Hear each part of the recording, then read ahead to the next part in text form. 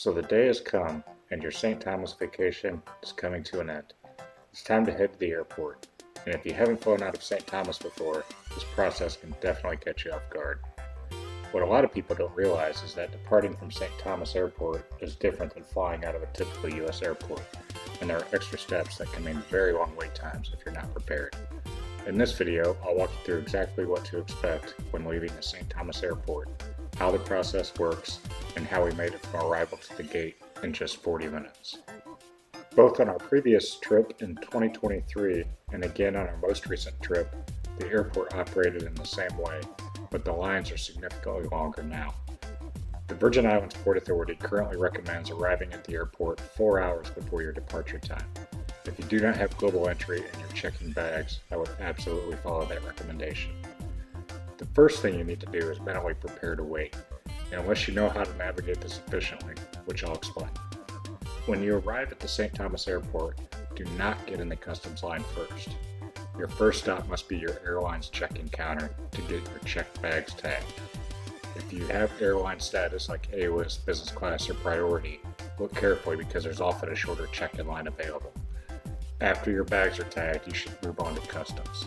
If you do not have bags to check, you can go straight to the customs line. The customs line is where things really start to separate. If you have global entry, go to the center of the terminal and look for the global entry sign. There may be no line at the sign, but just stand by the sign and a customs officer will come pull you in and escort you up to a customs agent. If you do not have global entry, you'll need to find the end of the customs line, which often extends outside of the building, and prepare for a potentially long wait. Once you reach the customs agent, you'll declare purchases, then move forward to baggage scanning. After customs, your checked bags are scanned, and then you enter another line to officially drop your baggage. This step can be surprisingly slow, and for us ended up being the longest wait of the entire process.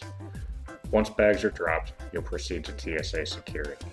At this point, the process feels more familiar. There's a standard TSA line, and then the faster TSA pre-check line. After you go through security, you'll be in the gate area. The gate area at St. Thomas Airport is small with very limited seating. Food and drink options are also limited and quite expensive, so plan accordingly. We flew out of St. Thomas on March 20th, 2026 with a scheduled departure time of 3:05 p.m.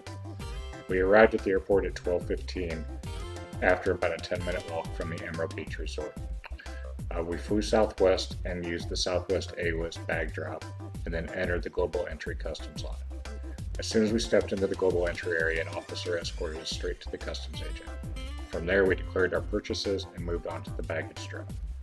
The longest wait was bag drop, which took about 20 minutes. Total time from arrival to sitting at the gate was about 40 minutes. Meanwhile, other travelers at our gate who arrived about the same time told us that their total processing time was about 2.5 hours. On this trip, global entry saved us roughly 2 hours. In our 2023 trip at the same airport, this saved us over an hour. If you have time to get global entry before your trip to St. Thomas, it is 100% worth it, especially if you're traveling during busy season or checking bags.